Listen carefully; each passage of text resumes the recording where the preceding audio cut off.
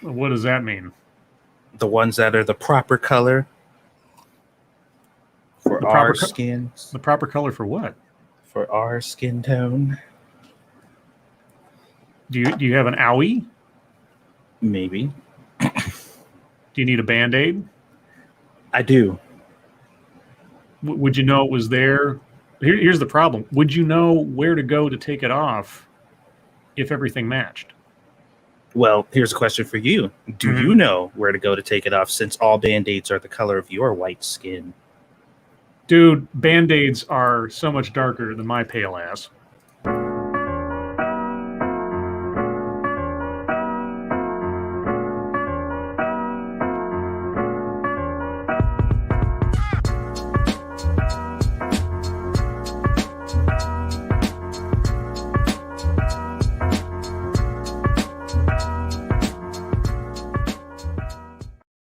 Hello, everyone, and welcome to the Lords of the Night.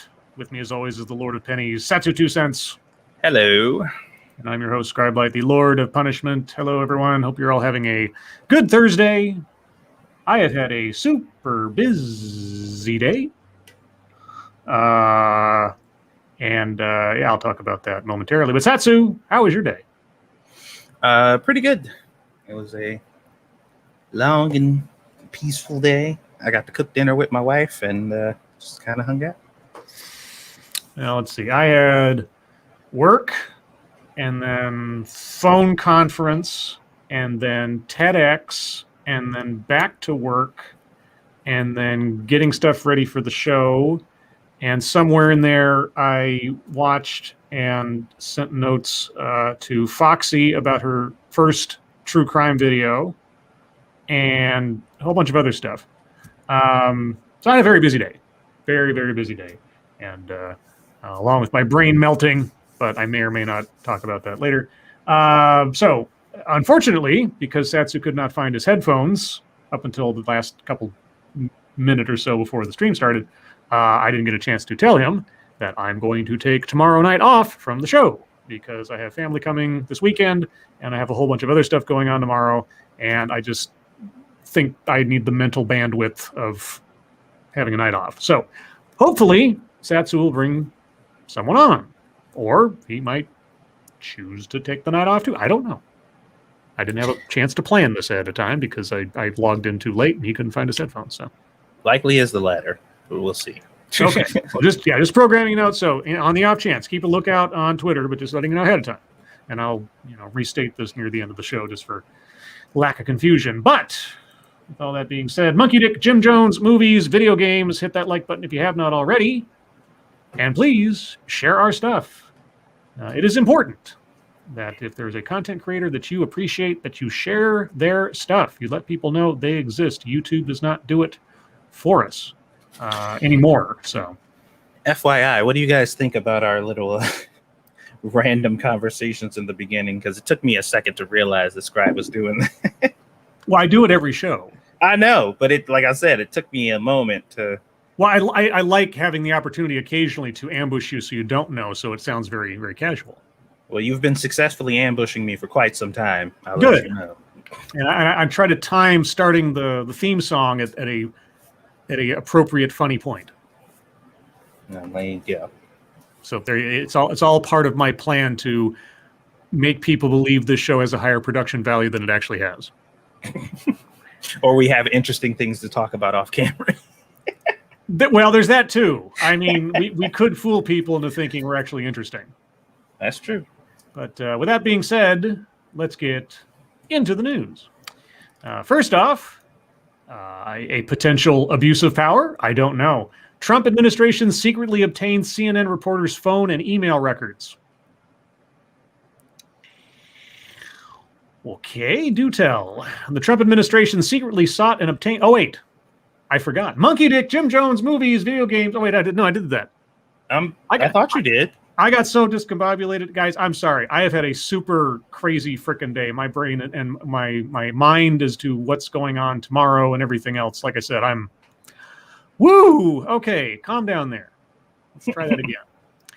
The Trump administration secretly sought and obtained the 2017 phone and email records of a CNN correspondent, the latest instance where federal prosecutors have taken aggressive steps targeting journalists in leak investigations. The Justice Department informed CNN Pentagon correspondent Barbara Starr in a May 13th letter that prosecutors had obtained her phone and email records. Whoa, your gain is suddenly going crazy. Well, I muted myself and then unmuted, so that was probably why, because the AC is on. Does that happen if you just hit the mute button on StreamYard instead of hitting your mic's mute button? Let's find out. And unmute. Did it happen? No, it doesn't happen. So, please, just use that button from now on to mute your mic. Yeah, I was doing, like, Squishy just started using the AC, like, yesterday, so this wasn't an issue before, but now it is, so... Let's see, backing up a little bit. Barbara Starr on a May 13th letter that prosecutors had obtained her phone and email records covering 2 months between June 1st, 2017 to July 31st, 2017. The letter listed phone numbers for Starr's Pentagon extension, the CNN Pentagon booth phone number, and her home and cell phones, as well as Starr's work and personal email accounts. It is unclear when the investigation was opened, whether it happened under Attorney General Jeff Sessions or Attorney General William Barr, and what the Trump administration was looking for in Starr's records. The Justice Department confirmed the records were sought through the courts last year, but provided no further explanation or context. So they were obtained legally? I'm confused. The records were sought through the courts. Okay. Justice Department official confirmed that Starr was never the target of any investigation. Okay. The seizure of Starr's records is the third disclosure in as many weeks where the Trump administration used its Justice Department to secretly obtain communications of journalists or to expose the identity of critics of former President Donald Trump's allies. Quote, CNN strongly condemns the secret collection of any aspect of a journalist's correspondence, which is clearly protected by the First Amendment, said CNN President Jeff Zucker. We are asking for an immediate meeting with the Justice Department for an explanation, unquote. Excuse me. The Obama administration also came under criticism for its heavy-handed tactics towards leak investigations involving journalists, but the Trump administration aggressively pursued leak investigations as the former president frequently railed against the leaks coming out of the government. Okay, so, wait. Obama did it too, but Trump did it worse? I like kind of the narrative that's being built here where they're saying, we did a bunch of underhanded things to get information for people under Trump, and he retaliated. And the problem is that he retaliated. Well, I just don't understand why they'd even bring up Obama. I mean, if Obama did it, that's Obama's problem. If Trump did it, that's Trump's problem. I mean, are you... I'm actually kind of surprised they brought it up because that almost... I don't, in any other context, I'd call that whataboutism, where you're trying to take away the impact of somebody else's stuff by saying, well, he did it too. But that's, I don't know, like maybe they couldn't get away with not mentioning it. I don't know. And I know this is crazy to even be saying, but this could be one of those rare instances where they're just being objective. I mean, maybe that's it. Maybe that's just completely off, is that they're like, well, full disclosure, he's not the only one to have done it. Okay. The latest disclosures appear to show the Justice Department targeting news organizations and social media companies particularly loathed by the former president.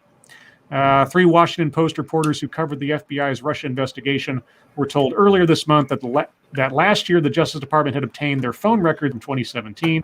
In 2018, the Justice Department disclosed it had also obtained 2017 phone and email communications from a reporter for BuzzFeed, Politico, and the New York Times who had written stories about Russia. Court filings revealed last week that the Justice Department under Barr also subpoenaed Twitter in late November 2020 to try to learn the identity of the user behind a parody account that criticized Representative Devin Nunes, a California Republican and stalwart Trump ally, which Twitter suggested was part of an effort to try to unmask Nunes's critics and chill their speech. Well, I would, at least on the surface, agree with that. And yeah, sorry, Devin Nunes, you're just going to have to take being made fun of. You're a public figure. The end. Anthony Coley, DOJ's Director of Public Affairs and a senior advisor to Attorney General Merrick Garland, said in a statement to CNN that the decision to use the legal process to obtain Starr's communications was approved in 2020 during the Trump administration. Okay, so the gaining her records was done, at least ostensibly, through legal channels. They just, I guess, wanted to be told about it first. I guess. Hey, heads up. I mean, the whole thing sounds fishy. Unless, I mean, there are instances, and they aren't. Well, actually, we don't know how rare they are or not. You can have secret warrants if it involves like national security or some really sensitive issue. There's mechanisms for doing that. But in this case, I'd have to know what the context is. But it still sounds awfully fishy. Like what could Barbara Starr know or be doing that would require a secret effort to get her records? I mean, again, I don't know. I'm not gonna buy a trust me story on this, but I don't have enough information to say one or the other.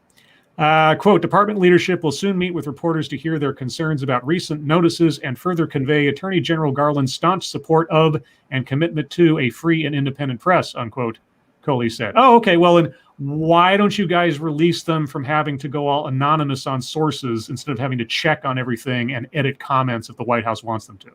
Right. Sorry, whatever happened with Barbara Starr may be completely fishy or sketchy. I don't know. But you guys are not, you're talking out of both sides of your mouth when you say that. Barr did not respond to a request for comment. Free speech and government transparency advocates warn that the seizure of journalists' records has a chilling impact on news gathering and discourages whistleblowers from coming forward with government wrongdoing. Wait a second. Hold on.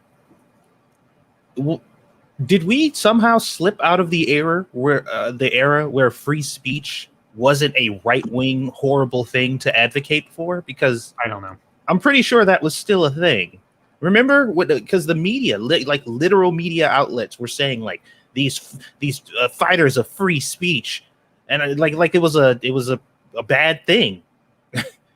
Yeah, defenders of free speech. It's like, oh. So first off, secret proceedings to gather the records of journalists, the government doing so without really good justification. And of course, if they keep that secret, I guess you can't know. Either way, is sketchy as fuck. No matter who's doing it, whether it's Trump, Obama, whatever. I mean, they mentioned Obama, like, okay, not good. But on the flip side, the Biden administration trumpeting that they are, no pun intended for the Trump part, that they are for independent journalists and everything else is also bullshit. And as far as like chilling impact on news gathering, the press are also doing that to themselves. Yeah. By choosing to censor themselves and to accede to the White House's demands that they don't quote anybody by name unless the White House has last editorial call on it. It just, and I know that's just one example, but that is a pretty major one when you're talking about the separation of the press and the people in power. When the people in the press are kowtowing to the people in power, and the people in power are requiring the press to neuter themselves. It just, this whole thing, okay, I know that's aside from the whole Barbara Starr thing, but all the same, some of this rhetoric just does not line up with reality. So, well, I mean, most of the rhetoric that comes out of any politician's mouth usually does not line up. So at this point, I'm just like, you're all full of shit. Big surprise. Anyway, moving on. So we talked the other day about the Andrew Brown police shooting, yes? Mm-hmm. Okay, well, there was something else that happened, I guess a couple of years ago now, and I vaguely remember hearing the name back then, but there was no video released. But now apparently it has been, and it doesn't look good for the cops on this one, for sure. His family says they were told he died in a car wreck. Video now shows Ronald Green was kicked, dragged, and tased by police. Nope. Yeah. After Ronald Green's fatal 2019 encounter with Louisiana State Police, family members said police told them he died in an auto accident. A preliminary investigative report later said that Green actually died after resisting and struggling with law enforcement after the chase ended in a crash. Now, more than 2 years later, body camera video obtained by the Associated Press shows what happened to Green after the crash on a dark road outside of the northern Louisiana city of Monroe on May 10th, 2019. In 3 brief video clips posted by the news agency, Green can be heard apologizing to the officers that night, saying he was scared and supplicating for their mercy. Green's car door is opened. A taser goes off. Okay, Green is heard saying, I'm sorry, I'm scared. Officer, I'm scared. I'm your brother, I'm scared. Moments before, an officer approached Green's car, his weapon drawn, quote, let me see your fucking hands, motherfucker. After being tased, Green can be heard moaning while still on the ground and being put in handcuffs by one officer, while another officer kicks him several times. An officer can be heard saying, I've got blood all over me. I hope this guy ain't got fucking AIDS, unquote, as Green continues to moan. At one point, an officer drags Green. The Associated Press reports that Green is left lying face down, moaning for more than 9 minutes while officers use sanitizer wipes to wash blood off their hands and faces. This is not in any of the video segments the AP has posted online. The release of the clips comes as the U.S. Justice Department Civil Rights Division investigates the death, along with the U.S. Attorney's Office for the Western District of Louisiana and the FBI.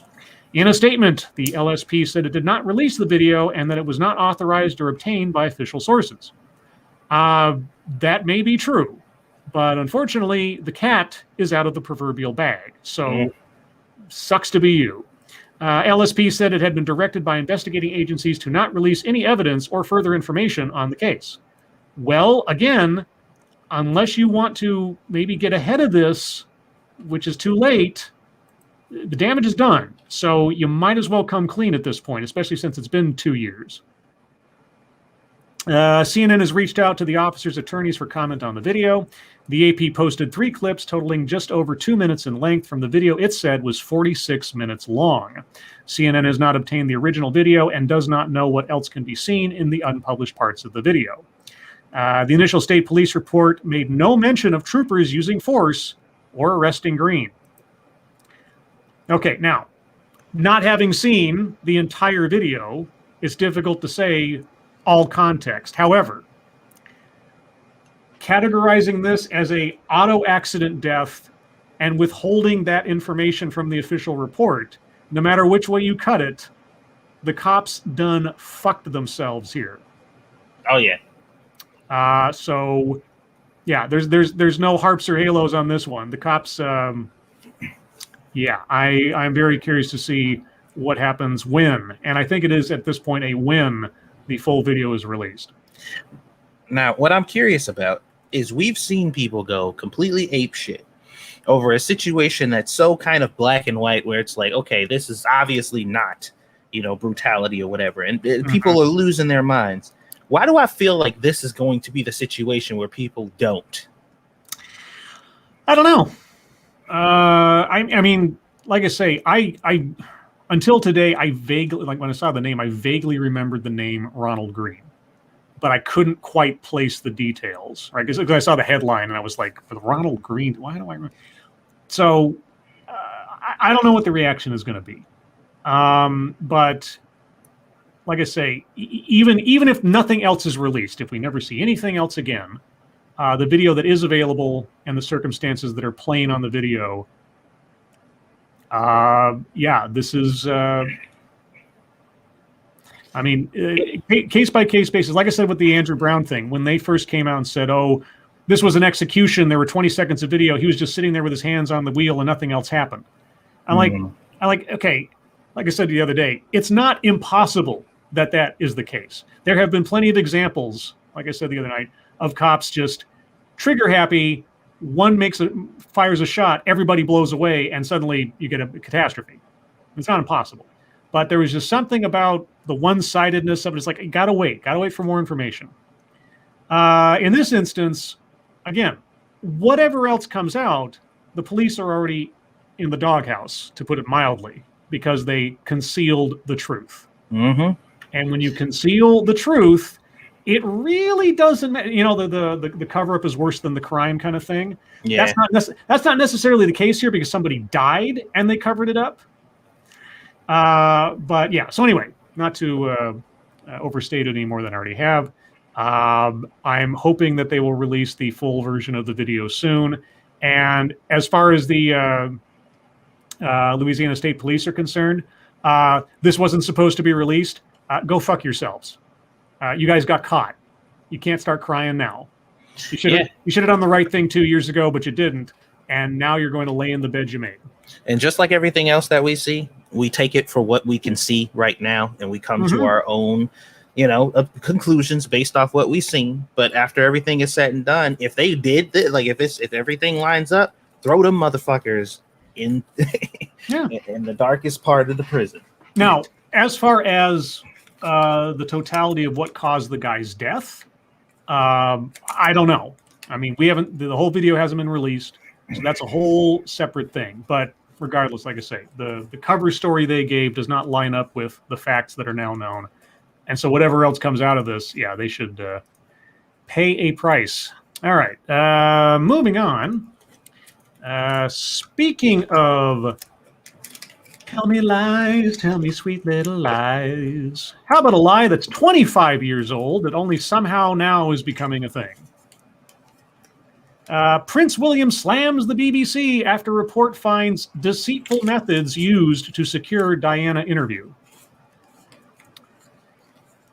Prince William, the Duke of Cambridge, has lambasted the BBC for contributing, quote, significantly to her fear, paranoia, and isolation. What's that clicking sound? That's me. Squishy likes to put money in my wallet in very strange ways, so I was straightening it out so I can put it in my wallet properly. She puts money in your wallet in strange ways. She just balls it up and throws it in there. I'm like, what? Why is it all folded up and weird? So that was the sound of you straightening out your money. Yeah. Okay. Fun fact. Let's see. Felt by his late mother, Princess Diana, in the years before her death, in a rare emotionally charged statement by a royal against the public broadcaster. The Duke's comments come after the BBC offered an unconditional apology over the controversial 1995 interview by BBC journalist Martin Bashir with Diana, in which she detailed the breakdown of her relationship with Prince Charles. I remember vaguely, because I wasn't really paying all that much attention to the royals at any point, but I remember vaguely that was a big deal at the time because, the royal family's so buttoned down and they generally don't elect to air their dirty laundry themselves. So for her to come out and give this interview was really like a big bombshell. An inquiry had found that he used methods to secure the landmark interview. The Duke also accused the BBC of commercializing a false narrative about his mother.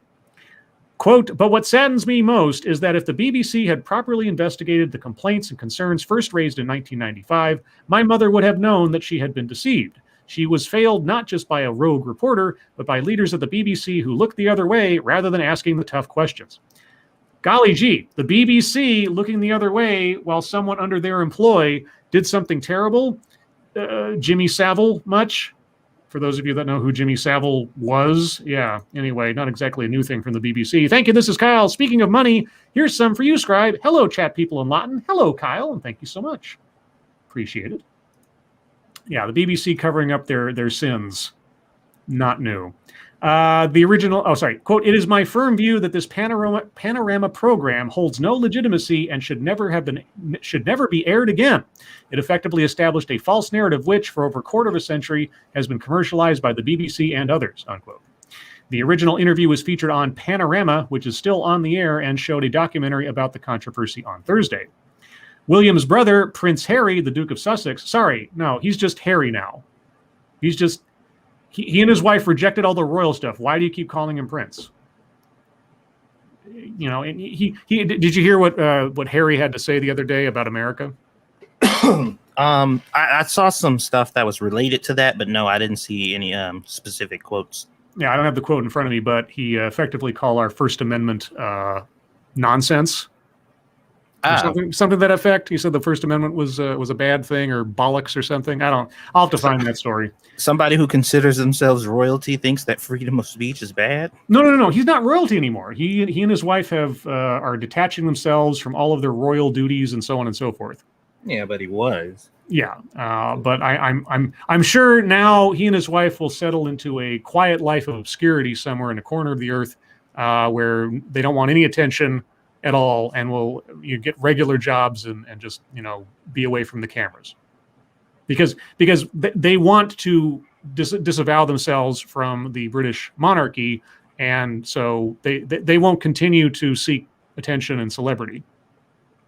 Right? Of course not. Yeah.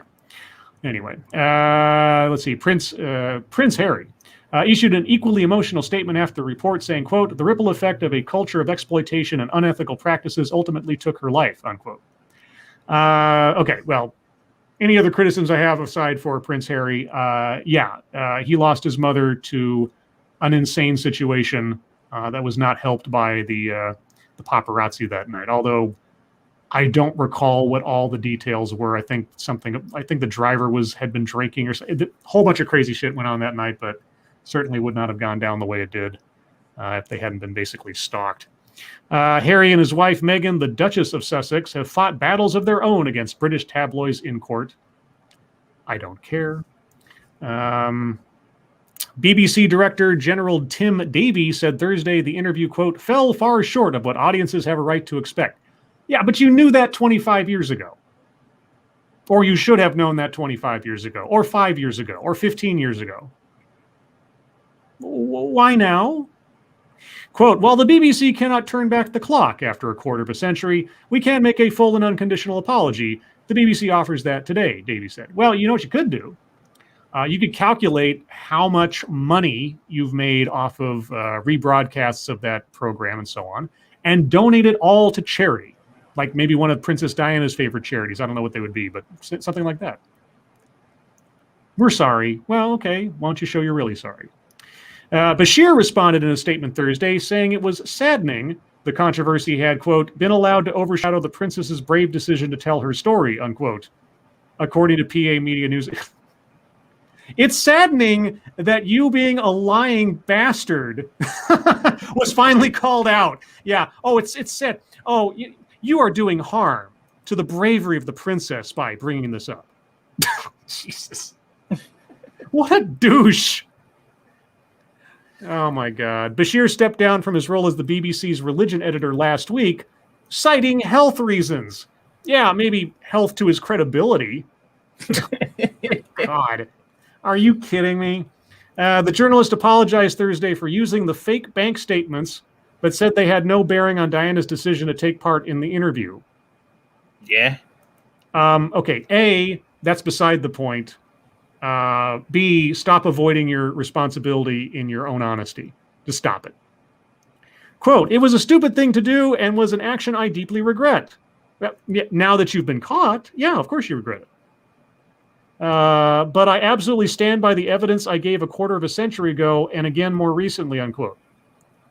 Well, no, they were fake bank statements, and you just apologized for having done it. So I also reiterate that the bank statements had no bearing whatsoever on the personal choice by Princess Diana to take part in the interview. Well, here's the thing, Martin. I hate to tell you this. I really hate to tell you this. Once you lie and you conceal that lie and you profit off of that lie in any way, shape, or form, here's the question, Martin. How can we possibly trust that you didn't do anything else deceptive in that process? Because that's the thing, Martin. I don't know if you understand what integrity and credibility is and how fragile it is when you're in a position of professional journalism or acting as some sort of truth sayer. When you are caught in a lie, and especially when you're caught in a lie that you have been covering up for decades, you don't get to tell anybody what is or is not relevant to your lie. So, sorry, Martin. I know you're only a veteran journalist, but that is a thing, that whole truth to power thing. Yeah, I don't know what you're talking about. I don't know. Anyway, I'll do this one more because it was brought up. I've seen this on Twitter today. Oh, real quick. Thank you, Russell Dixon. Princess Diana was getting rid of landmines. Yes, that's what it was. I knew it was something to do with war zones. I wasn't sure if it was landmines or just disarmament in general, but yeah. So yeah, the BBC should make a sizable donation to whatever charity or whatever effort, if it's still in existence, or something likewise, that Diana was supporting. If they really want to apologize, that's what I would do. But, I'm not the BBC. Thank God. So there was this today. UNC's slap at Nicole Hannah-Jones is no isolated incident. And for those of you that don't know, Nicole Hannah-Jones is the architect of the 1619 Project, the dubious historical record that says the country actually was founded in 1619 with the first slave ship arriving in America, and that everything since then has all been slavery, and that all white people then and now are bad, and all black people then and now are victims. And they want to teach this in schools, even though they've had to admit it's not actually history. Anyway, yeah, she's gotten a whole bunch of awards and gotten a whole bunch of accolades for promoting racist nonsense. Anyway, politics. That's how one member of the Board of Trustees at the University of North Carolina summed up to NC Policy Watch the decision to deny tenure to Nicole Hannah-Jones, a New York Times reporter recently hired to fill the university's prestigious Knight Chair in Race and Investigative Journalism. Okay, first off, that they have a chair for race and investigative journalism, those two things combined, is bewildering enough. But anyway, after a rigorous year-long review process, Hannah-Jones had been enthusiastically recommended for tenure by faculty and administrators, only to have it denied by the board in an unprecedented action. The official reason the board gave for its decision was that Hannah-Jones was a, quote, non-academic, if you can believe it. A statement that makes little sense, since the chair to which she was appointed was designed to attract professional journalists rather than scholars. Yeah, but here's the thing. Her entire being known at this point is for creating and promoting something that had claimed to be scholarship, something that had claimed to be historical revelation. And it isn't. And she had to eventually admit that it wasn't. And then she deleted those tweets. And then it's a whole thing. There's a running record on the internet of the epic of the 1619 Project. It's marketing, and then it's retractions, and it's opposition, and yeah. So anyway, and there Hannah-Jones has more than enough credentials. Yeah. In addition to her master's degree, which she earned at UNC's journalism school, how? I mean, she's not white. Oh, Hannah-Jones has racked up just about every award imaginable in her nearly 20 years in journalism, including the MacArthur Foundation Fellowship and the Pulitzer Prize. Yeah, the Pulitzer Prize. Tell me about the Pulitzer Prize one. Tell me what that was based on. This year, she was elected to the American Academy of Arts and Sciences. She was also the driving force behind the New York Times Magazine's 1619 Project, which has put her directly in the crosshairs of the conservative movement. That's why. That political opposition to her work, more so than any quibble with her qualifications, provides a better explanation for the decision to deny Hannah-Jones's tenure. According to the board member, who was granted anonymity, since the university announced in April that it had hired Hannah-Jones, the board had expressed intense political pressure from those who have deemed her a threat to her work on racial inequity and racism in the United States. She pushes critical race theory, and she has used that to frame a historical project that is being promoted and has been promoted for a couple of years now as things that should be taught in school, as actual academia. But it's not. And they had to admit it was not, but then they deleted those tweets.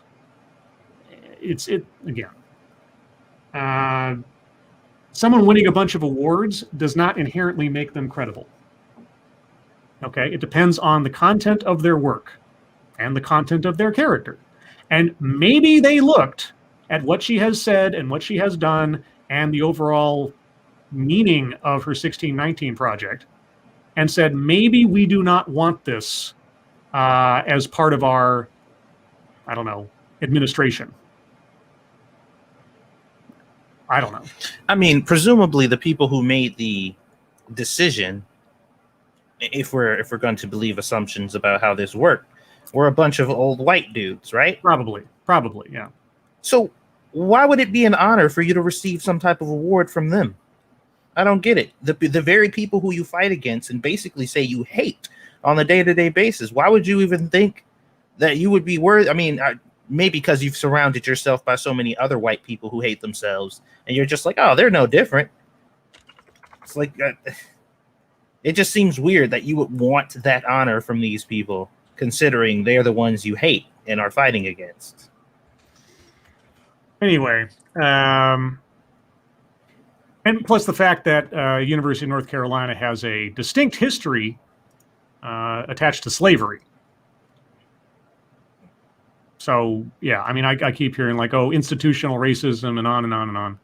Anyway, I'm a little, because I've been following the 1619 thing. And, if you know my series on my channel, Curriculum of Fear, people attempting to insert nonsense and ideologies into public schools and things like that kind of get on my nerves a little bit. Teach kids how to think. Don't teach them what to think. And don't promote history that isn't history. Otherwise, I mean, if it doesn't actually have to be history, if it doesn't actually have to be based on fact, well, let's reintroduce intelligent design into schools. I mean, it's not based on fact, or phrenology, measuring people's heads to tell their, intelligence or character or something, Anyway, I could go on, but I'm not gonna. We're going to move on to the wonderful world of MSS News. So if you guys have news stories you'd like us to read on the air, please send them to us via Twitter using the hashtag MSS News. Can't promise to get to them all, but I will try. Ish. He will try-ish. Try-ish. Let's see. This one comes from Sean Uli.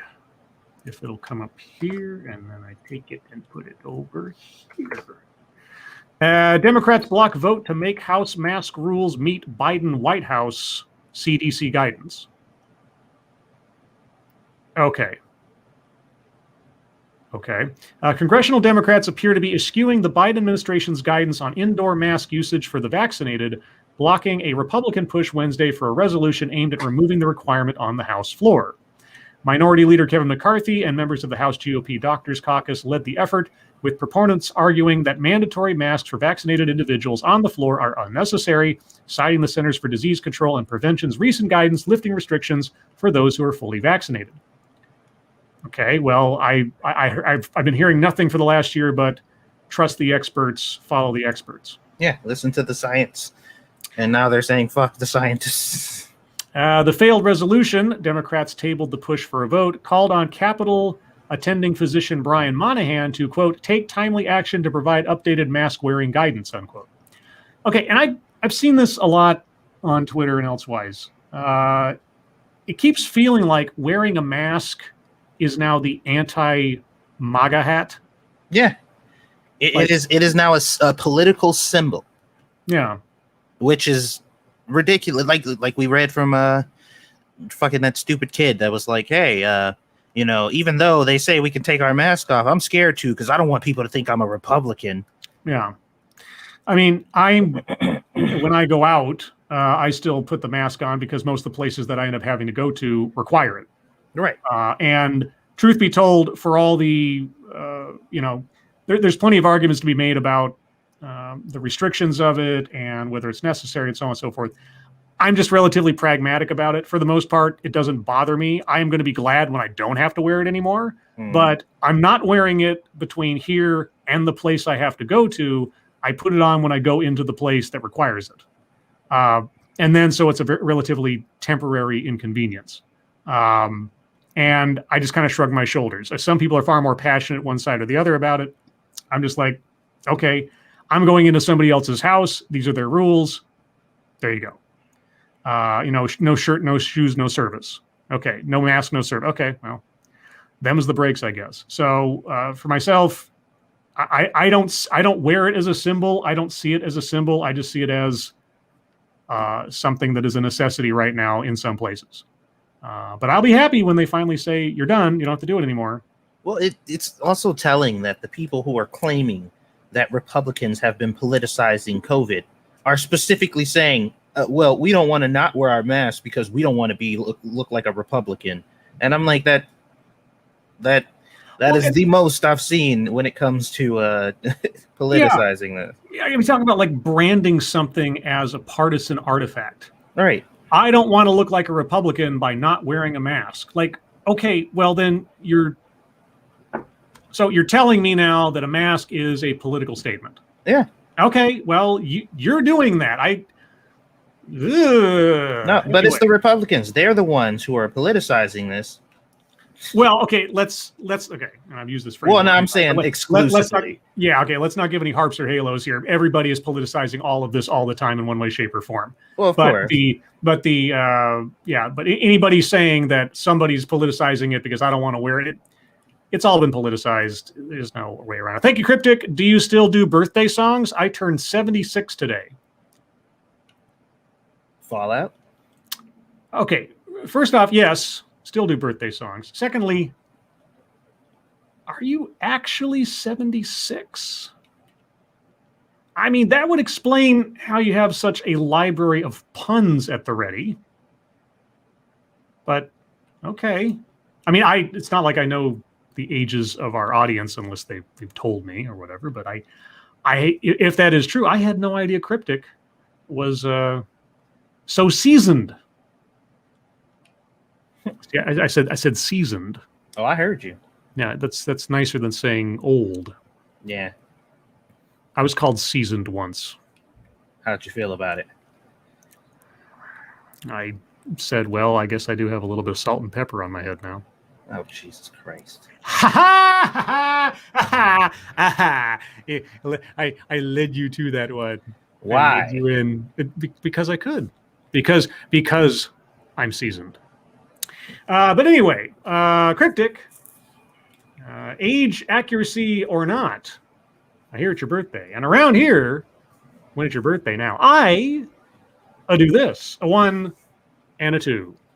Happy birthday to you. Happy birthday. Happy birthday to you. Happy birthday. Happy birthday, dear Cryptic. You old as fuck, G. Happy birthday to you. Happy birthday, Cryptic. And thank you so much. Indeed. For your generosity. I appreciate that. Let's see. The failed resolution. Democrats tabled the push for a vote, called on Capitol attending physician Brian Monahan to take timely guidance to provide updated mask-wearing guidance. The move came in the wake of Monahan releasing updated guidance clarifying that lawmakers would still have to wear their masks on the House floor and in committee meeting spaces just a week after guidance was provided stating vaccinated individuals did not need to wear their masks in other parts of the Capitol campus. So what does the House floor have to do with anything, especially since all of the politicians have been fully vaccinated at this point?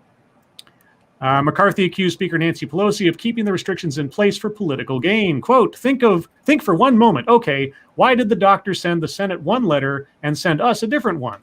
Why do House members, even if they were managers and they go for impeachment, they have to wear their masks there, but you take it off for the Senate side, unquote.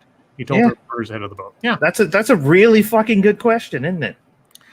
Quote, what is the difference in science? What is the difference? I think it's just greater control that Pelosi wants, and so we should have a vote just based upon science, but they'll table it, I'm sure, unquote. A spokesperson for Pelosi slammed the resolution as a publicity stunt. Hey, Nancy, how's your bikini, or was it called Dakiti? What do you call it? Dakini? Yeah. How's that doing? You still wearing that? You still marching around with that around to show everybody off how BLM you are? Yeah, that right knee still a little red. Yeah. Tell me about publicity stunts. Oh, office for Nancy Pelosi. Uh-huh. Give me a fucking break. Come on. This is a publicity stunt. Yeah. Hey, you know what? It might be. But cast the first stone there, Pelosi. Oh, my God. So it's nonsense. Dog and pony show. I mean, what is the point?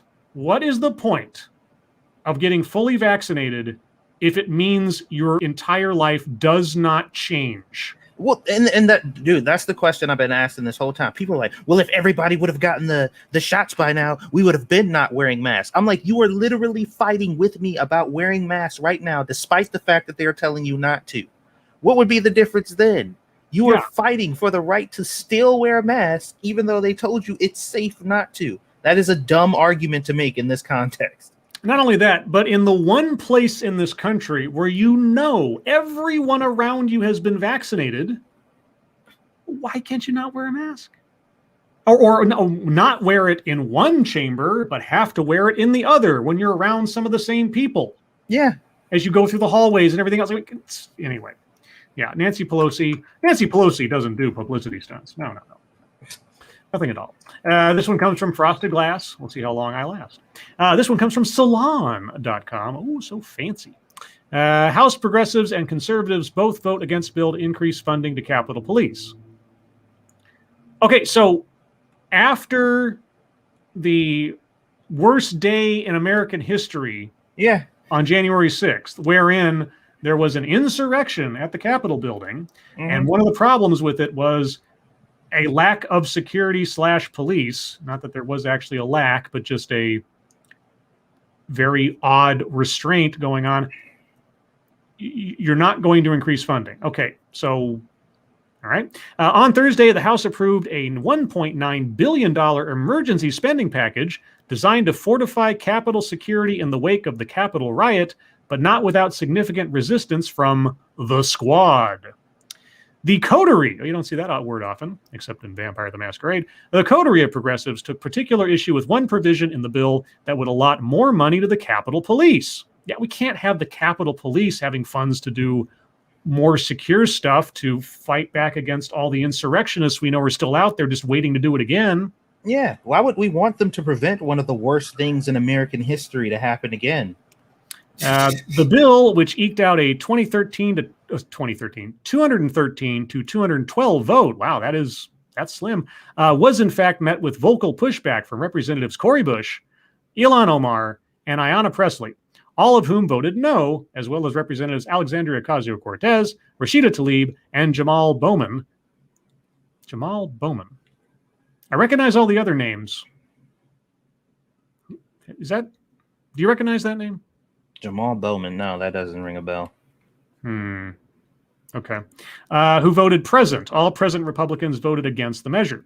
Quote, there are some things about the bill that I support, like making sure our custodial staff and our cleaners have the resources they need to respond and deal with this trauma. Wait a minute. Wait. What? Okay, I'm confused.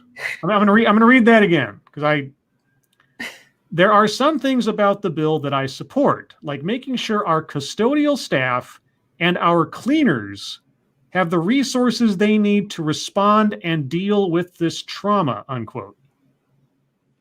I mean, okay, I'm going to be generous here. Is there still damage or something from that day that needs money to repair? Because is that what you mean? I don't know. I don't know that I'm going to get an answer to this one, but quote, but there are other parts of it that I don't support, like adding more funding to police budgets. So that's why I decided to vote present. Okay, so you're for giving money to custodial staff for trauma, but you're not for increasing police budgets to actually physically increase security. Yeah, to stop once again, and I reiterate, the worst moment in American history. A day of violence and bloodshed that reigned through the Capitol. One of the worst things America has ever experienced.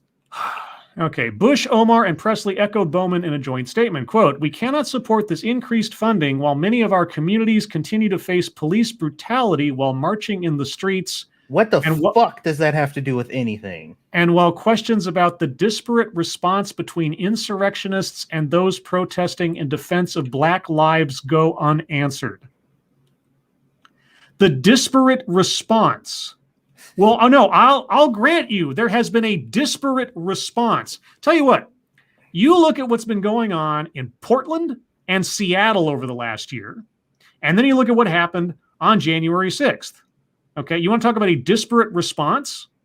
All right, which of these incidents, a 6-block radius overtaken by anarchy in a major American city, or the January 6th one-day couple-hour riot, which one of these things has been marked as the worst event in American history or a bigger deal in American history? Yeah, there's been a disparate response. It's because you guys keep making apologies for other terrible things going on that just happen to be committed by ostensibly the side you're on. They're all terrible. The response has been on your shoulders as to what to decry and what not to.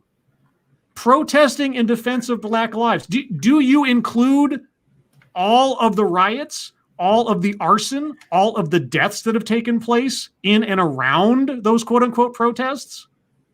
Would you stand up and say that is wrong, that none of those people involved in those crimes actually believe in the tenets of Black Lives Matter? If you're going to start separating these things out, would you do that? I would be surprised if you did. It seems like Data's trying to get our attention about something. I don't know. It's an article. Okay. Joe Biden sent out $1,400 stimulus checks to roughly 150,000 Japanese citizens, apparently. Hold on. Thank you again, Cryptic. Check Streamlabs Satsu. Streamlabs Satsu. Blah, blah, blah. Do that. Okie doke.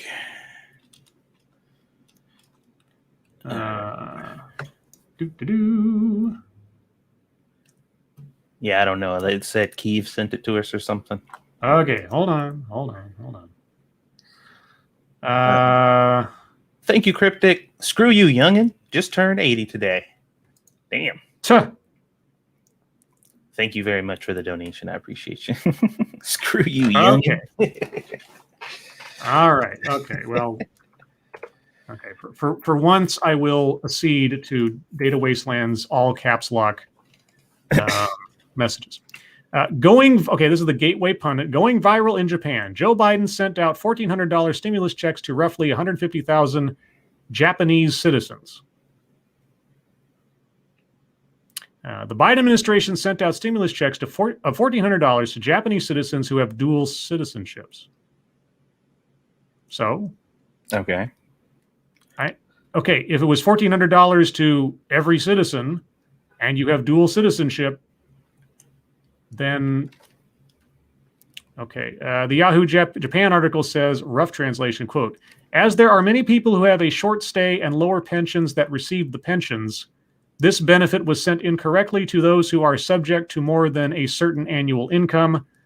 Ichikawa, representative of Overseas Pension Consultation Center, quote, most of those who live in Japan and receive American pensions are not eligible. They are not U.S. citizens, do not hold a visa for America, and are not green card holders, unquote. Well, which is it? Are they... Okay, the first sentence says people with dual citizenships, green cards, and then this guy's saying that they're not dual citizens with green cards. Ichikawa asked, you need to return it to the U.S. tax authority called IRS without cashing it. This happened because the U.S. government prioritized the relief of those who needed benefits and proceeded with their business with an emphasis on speed. Okay, Mr. Ichikawa also stated, quote, there are about 70,000 people who have been stationed in the United States and as a result have returned to Japan to receive an American pension, including their spouses. Somehow the stimulus checks have been delivered all at once to those whose pension amount is below a certain level. How insane is that? How insane is that? A bureaucratic mistake for a nationwide payout? Okay, I'm willing to extend a certain level of sympathy here because when you do something like that, mistakes are going to be made. So this doesn't sound like some kind of intentional, I don't know, like financial chicanery. This just sounds like a bureaucratic error. Yeah, somebody didn't take everything into consideration before pushing the red button. Yeah, I mean, it's not good, obviously. It should be fixed if it can be, but it's a scandal of bureaucratic error.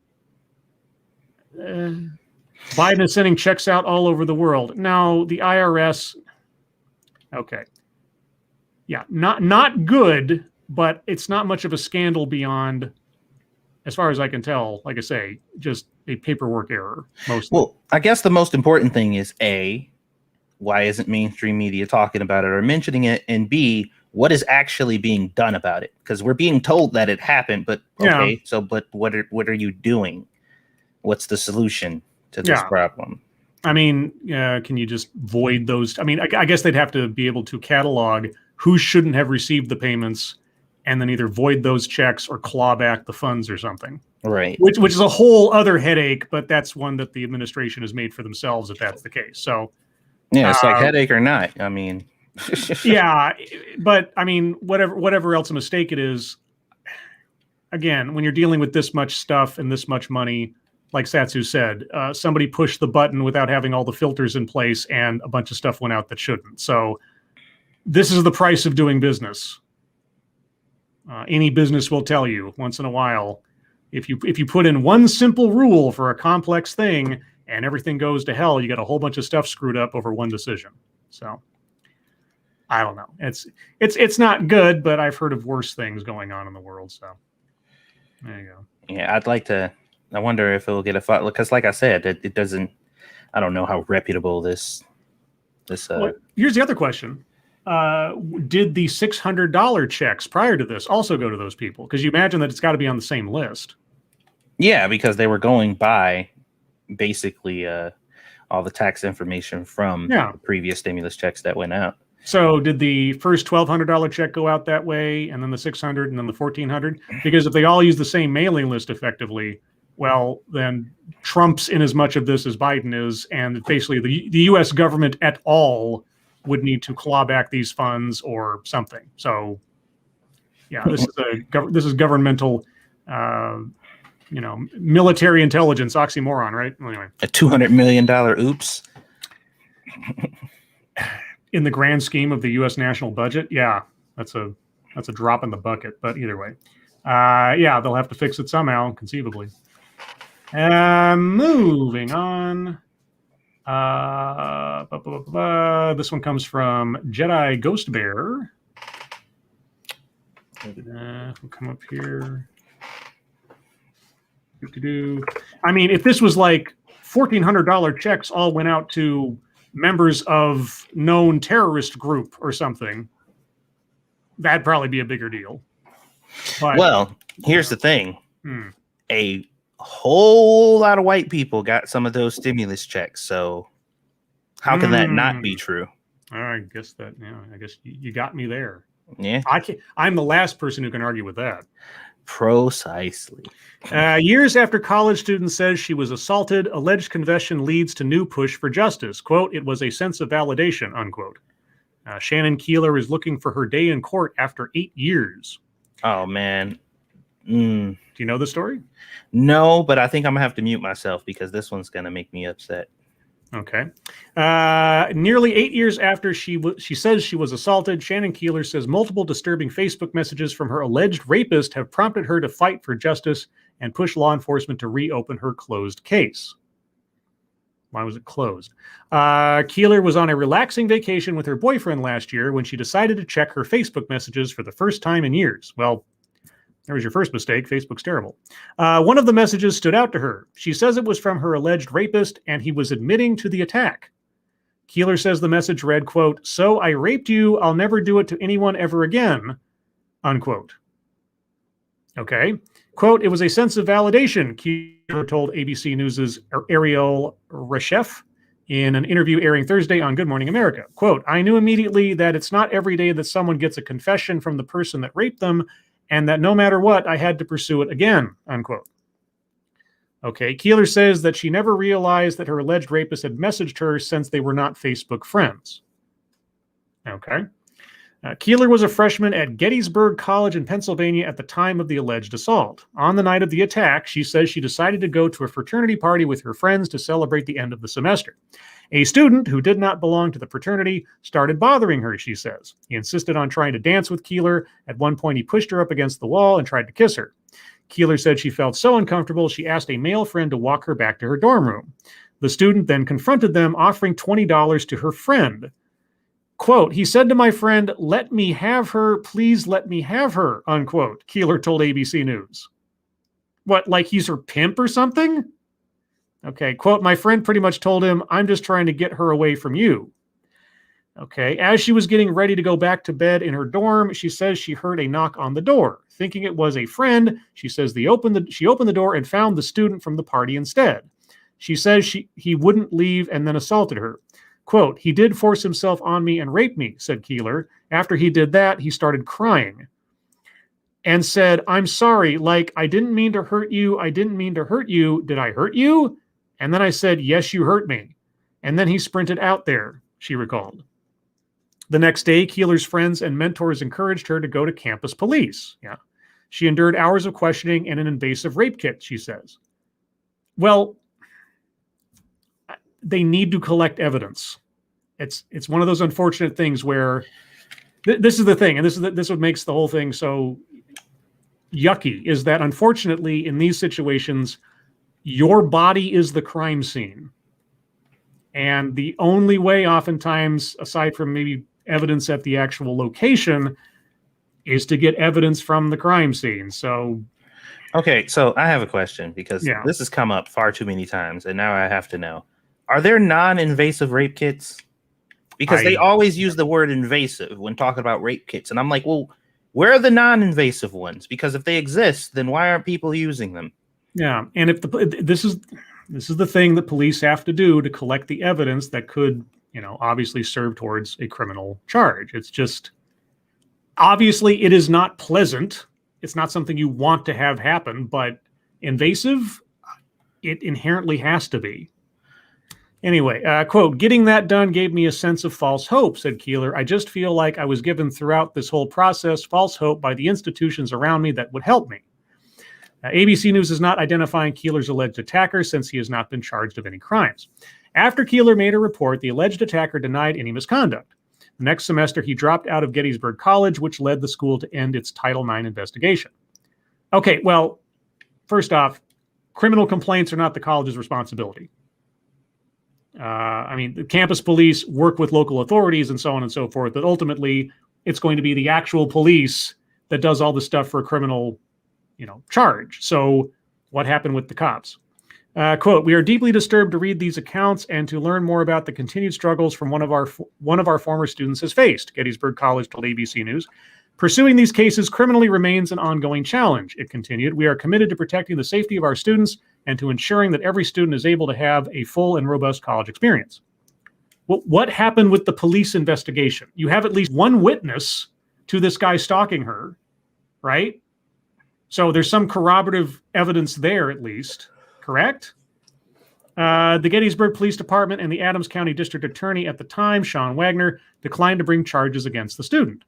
Quote, they called me and said, unfortunately, we don't feel we have enough evidence to move forward with your case and prosecute, said Keeler. And on top of that, when alcohol is involved, it's really difficult to prove that a sexual assault occurred, unquote. Wagner declined to comment to ABC News. Okay. Keeler's case is an unusual. ABC News reports that most college campuses are required under Title IX to investigate all complaints and come up with, quote, prompt and equitable remedies.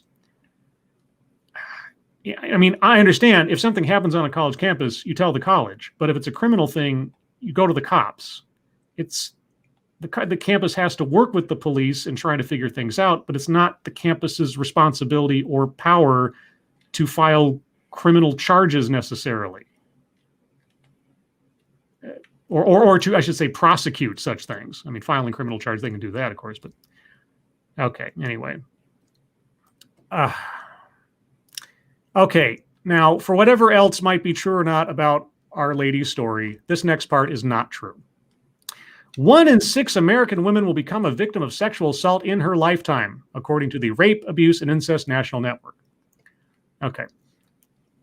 Just as a shorthand, look up Christina Hoff Sommers deconstructing these statistics. Oh, yeah. She tears that bullshit down real quick. Now, this is not to say that any percentage of women being the victims of sexual assault is somehow acceptable. Right. But the amount of panic and overreaction that the RAIN network has created with their completely flawed surveys has not helped anything, anywhere. 1 in 6 American women. If that's the case, then America is as bad as, like, what was it? The Congo, I think they said, was the other example of like a real world situation. Yeah. So, yeah.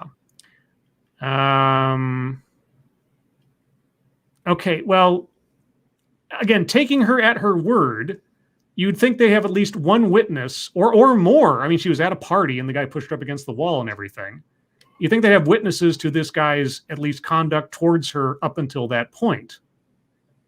But if they don't have enough evidence, I don't know what that means. So, I mean, and also here's the other thing. 8 years after the fact, I don't know what the law is in Pennsylvania now. Some states have changed the law regarding sexual assault to extend the statute of limitations, or even to make it like take off the entire cap of statute of limitations. I don't know what the law is in Pennsylvania. So she might have an even harder uphill battle. Even if that Facebook message somehow amounts to a confession. So I don't know. Anyway, guys, I'm going to end it here because I went over time. Sorry I didn't get to more stories, but that's just the breaks of the game, as it were. Thank you for all your submissions, but we're going to move on to the wonderful world of YouTube time. Satsu, what have you been up to? Well, I was editing some more videos, and I did a live stream earlier, a little test stream over on Twitch, because 7 Days to Die has Twitch integration now. Ooh! And you remember we were talking about the implications behind that a bit ago, and what that would mean, and how cool would it be if the chat could like directly interact and just, you know, spawn zombies in or spawn items to help us out, buff us, debuff us, or whatever. And apparently, the fun pips were like, yeah, that would be cool. So they made it, well, I can't really say they made it a thing because apparently it was already a thing in a different form. And they just kind of integrated it into the game. So I was testing that out. And it's fun. It's a pretty cool system. But I wanted to do an actual real test tonight. So I do plan on streaming 7 Days to Die tonight after this. And you guys will be able to go in, and there's a point system, obviously, that you can use. And we're going to do some challenges. So the first thing I'm going to do is see how long I can survive with no cooldown and you guys being relentless assholes, because, you know, you can do that sometimes. And then we're going to do like an actual real run and just kind of play through with all the rules normal and just see how much you can affect me. And Scribe, the way they set it up now too is if you actively go through and try to sabotage and kill the player or whatever, every time you spawn something in the game, it creates a pool of points. And whoever manages to successfully kill me, like whoever zombie is responsible for killing me in game, gets the winnings from that pool. So I'm like, that's really fucking awesome. Like, I can see people getting really into that. So after this stream, we'll be doing that. So come and check it out. It should be fun. Should be fun. Aight. Let's see. As for myself, well, I did a TED Excellence today. Mm-hmm. I took your advice and went for the one named "Imagine the World Without Racism." Mm-hmm. I honestly went into it expecting something just completely benign, you know, sort of like a wishful thinking kind of thing. Whatever. I can't count how many times I've gone into a TED Excellence thinking this one is just going to be boring. Like I picked it for its title, but it's going to turn into just nothing. Uh-huh. I can't tell you what happened. I can't tell you what happened because you just have to see it for yourself. It's one of those things. You ever see? I already know the answer to this question when I ask it, but have you ever seen the movie Strange Days? It doesn't ring a bell right off the top. Okay, it's like that's with 97, 98, something like that. Anyway, science fiction film starring Ralph Fiennes, long before Harry Potter fame and a whole bunch of other things. Directed by Catherine Bigelow, before Hurt Locker, but long after Near Dark. Great movie. One of my favorite movies of the 90s, and in general. I got a copy. It's not The Hunt for Red October, but it's a close second. Anyway, there's a point at which in the movie where our hero, Rafe fiends, part of the plot is that in this science fiction slight ahead future, there's an addiction of a drug. It's not a drug so much, but there's this technology that allows you to put on a little headset thing, and you can put in these tapes, and you can literally live a moment in someone's life. Oh, like wow. it's a recording of all their sensations through their eyes. It's basically like your head takes a trip into someone else's body for an actual real life experience of something that happened to them. So getting lost in this virtual reality kind of thing, which is like better than reality.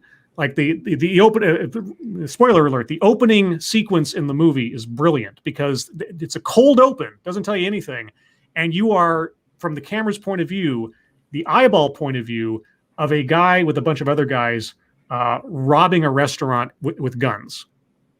Okay, so you're first person viewing a armed robbery and then the run from police, and that's the setup for the movie, right? Is that you're living people's lives. Anyway, without going into too much and giving away too much, at one point in the movie, Rafe Fiennes has to review a recording of a particular moment in time for some reason. And in every other instance in the movie where this character has viewed a moment in time, we, the audience, have been able to go along with him. In this one instance, we don't. And then his best friend and ally in this whole situation says to him, like, what did you see? And he looks at her and says, I can't tell you. You have to see it for yourself. Right? It's that sort of earth-shattering. It's that sort of like, it's something that cannot be adequately just told. You have to know what happened, right? Mm-hmm. This is that. Okay, I cannot tell you what occurred here because it is so, yeah. So anyway, and that goes for anybody else here who is listening who hasn't watched it already. Yeah, today's TEDx is definitely something to experience. That is all the preamble I will give. That aside, I don't have anything specifically planned for Sunday, but of course that hasn't stopped me in the past. So we'll see.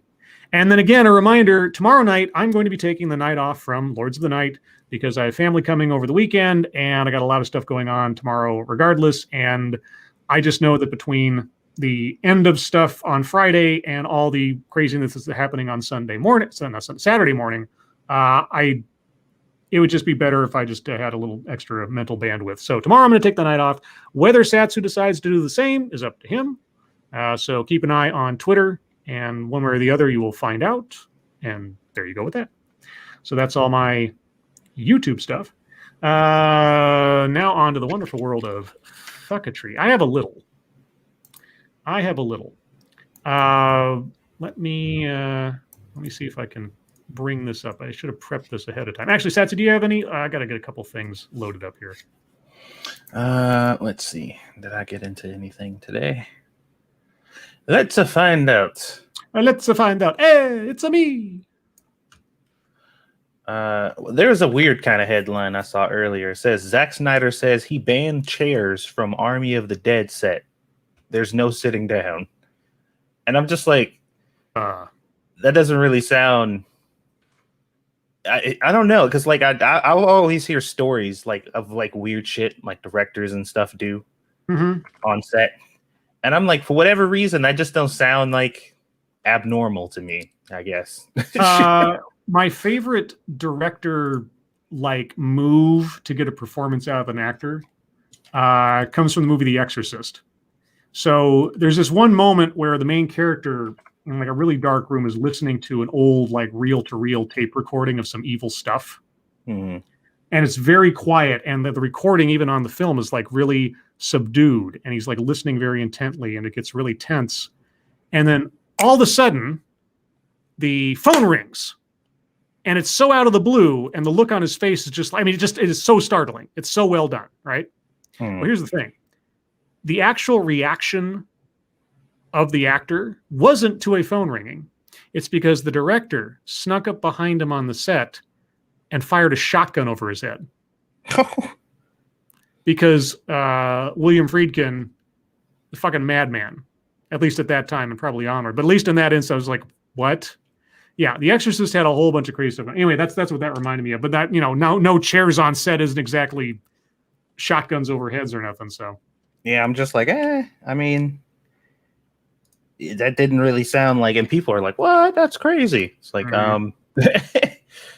yeah, it doesn't sound all that crazy to me. Also, there was a okay, so this is one of those times where I'm going to open up the possibility that I could be the one tripping here.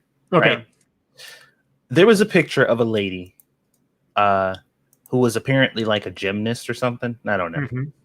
She was doing a handstand in what appear to be either her front or backyard.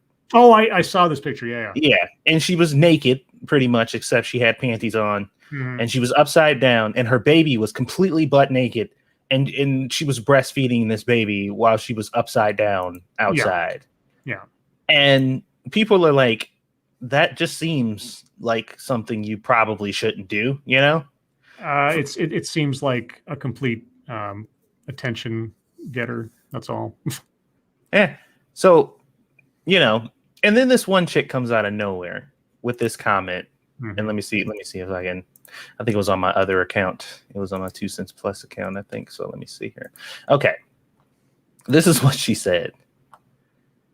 Y'all act like y'all don't take pictures of your animals drinking from their moms. What's the difference? Wow. Okay. And I'm just like, and I responded simply, I cannot believe you just said that. That's something. Well, I mean, I can believe anything said on the internet these days, but. And she said, I don't see anything stupid. She's doing a flip and feeding her child. So what's the problem? Enlighten me. Now, see, the only thing I wondered was, okay, this doesn't seem like it could be anything other than staged. Mm-hmm. However, it would be funny if the staged part was her just standing on her hands naked. Right. But then the baby crawled over of the baby's own accord and did this, and he just snapped a photo. Right. That I don't know which is more whatever, but at the same time, either way, who cares? It is a odd arrangement, yes, visibly, but it's nothing. That's it. Well, I'm just like, it's not like I'm shaming her because she made it seem like what she said is stop shaming this woman over a simple post. She's a mom and an athlete. Clearly that's what her post means. Yeah. But everyone in this world is so hateful and only seeks to judge. And I'm just like, I feel like there are several hundreds of ways that you can show that you are both a mom and an athlete without getting butt ass naked outside, doing a handstand and having your butt ass naked baby suck on your titties in the yard. I'm just like, I feel like there could have been numerous ways to accomplish that same thing. But here's the thing. How unique would anything else have been? I guess. I mean, are we not talking about it right now? Sure. All right. So it achieved its mission. Maybe she was doing a FIFO. I don't know. It was just, like I said, it was something people saw and they're just like, why? Mm-hmm. And most of the comments were just basically like, why? Yeah. Well, and this chick's like, why are you guys shaming her? Leave her alone. It's no different than you showing your animals drinking from their mom. And I'm like, what? That is I mean, she has part of a point, but then she brings up an analogy that just like, what? Yeah, I'm just like, wait a minute. Anyway. That's such an odd thing to say. But yeah, those are the two things I can remember right off the top of my head. First off, I did forget something YouTube time, but it's not my YouTube time. I'm going to put in the chat now a link to Foxy's Crime Scenes very first true crime video out on YouTube. It deals with the Kansas City butcher, Robert Burdella. This guy, interesting character, but more interesting than any other video on YouTube that may talk about him, because there have been a couple. Foxy went to the extra effort of contacting the prosecutor and the police department where all this went down and was able to acquire copies of the serial killer's personal journals for use in her video. And it is something else. So this is part 1. And by the way, as far as I understand, this is her very first video of anything ever, at least done for YouTube. And it's a epic retelling of the first part of the story. So when you have a chance, go give it a look and give it a like if you like it. And yeah, I'm hoping that she'll give us the part 2 and continue going with this, because she's a very big true crime fan. And as most of you know, I am a big proponent of people who like doing documentaries on true crime and society and such. So all the best to Foxy and congratulations on that, and hope it gets plenty of attention. Beyond that, okay, so part of my fucketry today. Let me start off with this tweet from Chris Siliza. So the tweet he is responding to reads, Representative Louis Gohmert says he, quote, read last year that one of the basic goals of BLM was to destroy Western-style families, unquote. Mm-hmm. And Chris Siliza says, ... Okay, so not a lot there from Chris, but my reading of that was a certain level of incredulity. Like, he is doubtful of what Louis Gohmert has said. Right? Okay. Well, now, as we know, Chris Siliza is a journalist and not an investigator. Uh-huh. So when I typed into Google BLM and Western-style family, well, what came up? I said, well, to you too, Chris. BLM site removes page on nuclear family structure amid NFL vet's complaint. It said, Black Lives Matter scrubbed a page on its website this week that disparaged the Western prescribed nuclear family structure. In fact, on their page at the time, the page headed, what we believe, it went through their belief that they needed to disrupt the Western family structure, et cetera, et cetera. Yeah. On their own website. Yes, on their own website. And scrubbed, by the way, only when they were called out by a celebrity with enough clout to actually get attention for it. Mm-hmm. Now, my intent with that was only to show that Chris Siliza is a terrible journalist. Mm-hmm. He couldn't even spend 2 seconds to check. Now, and I even put this on a different tweet earlier. I said, you know, what reality am I living in that I am backing up Louis Gohmert on something? Because Louis Gohmert, for those of you that do not know, is possibly, at present, or at least for some time, the dumbest man in federal government. Okay, I am not a fan of Louis Gohmert for his intellectual endeavors. Let's put it that way. However, in this instance, he said something that was absolutely true. And Chris Siliza was like, Now, I'm not going to give all the response I got to this. But I did get one exchange with someone that kind of set the tone.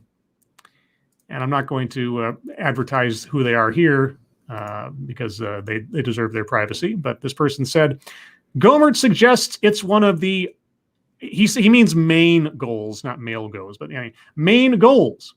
The fact that it was on their website and then quickly removed suggests the opposite. But keep clinging to a false narrative if it makes you happy. And I responded, everything that is deleted never really happened, nor is believed any longer. Got it. Well, here's the thing. The narrative was that it was a thing that exists at some point in time. Yep. And he's like, it did exist, but they deleted it. So good luck sticking to your false narrative that it existed. It's like, Okay. Now, this led to another couple of exchanges with this individual that, in my estimation and from my responses, were equally absolutely weightless in their... This person was very keen on turning me into some kind of right-wing supervillain by pointing out how Chris's doubt was easily remedied with a simple Google search. But anyway, this was the biggest of the fucketry that I had today, so I just wanted to sort of show that off because that was the start of where the conversation went, and it didn't really improve from there. But yeah, several very old tactics were attempted to be used on me to turn me into a Louis Gohmert fan. So anyway, yeah. Moving on, other stuff that I didn't actually screenshot today. Let's see. Let's see. That was Ranting Monkey more than anything else. I talked about that. Talked about the TEDx. Talked about Fox. Okay. So there was an article about apparently an upcoming Batgirl movie, but it was going to show up on HBO Max, which is kind of a weird place for a feature film, but these days maybe not. Anyway, the author of this article was talking about how the writer and the producer had already been named. Casting hadn't been named yet, but the directors had been named. Mm-hmm. And I said directors plural because it's two guys, as I understand it. Yes. And they were the two guys that just directed or recently directed the Bad Boys Forever, the sequel to Bad Boys.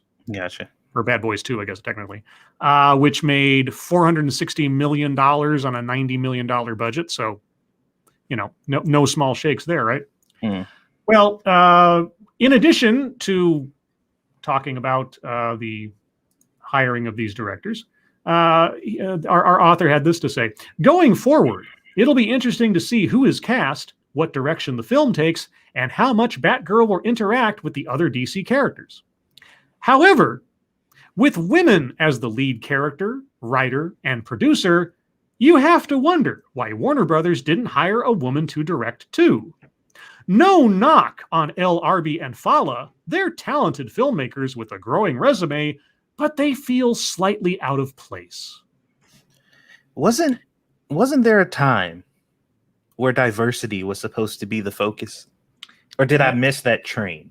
Yeah, and I just said, no knock on their talent, but their talent is entirely negated by possessing the incorrect genitals. The myth of merit in practice. Uh-huh. I was just like, really, dude? That's your take on this? That's your take? Okay, yeah, not to knock your talent, but you've got a penis. And the last thing, this is one of those things where, again, you kind of have to see it to understand it, but there was a tweet from, who's this guy again? Eric Solheim, who is the president of Greenbelt and Road Institute. And he was tweeting that, quote, "This is incredible. China is testing its new autonomous electric train that does not need traditional tracks. It runs on a virtual track, can go everywhere." And if you watch the video, it has a video of basically like a highway. And it has this, well, it looks like a sort of subway train type series of 3 or 4 cars. Mm-hmm. And it moves down the road in very sort of serpentine fashion, very sort of like maybe the wheels are spheres rather than like regular wheels, so they can kind of go in different directions. And it's speeding down the road. But the person that responded to this kind of summed it all up. And this was Paul Drifter, or @RealOldPaul. He just said, "Motherfuckers just invented a bus." And that's what it is. It is a bus.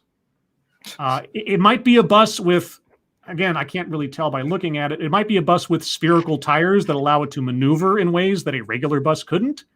But it's just a road-bearing, or I should say a road-voyaging bus that just looks like a train. It runs on a virtual track. No, it has tires, and it's on a road.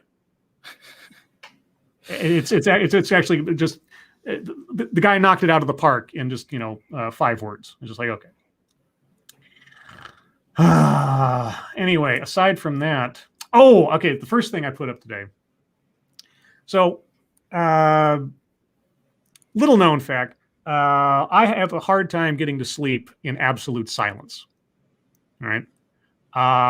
I kind of did this to myself over the years. When I was younger, much younger, I used to listen to audiobooks as I went to sleep. Many of which actually were Tom Clancy audiobooks when I was a kid.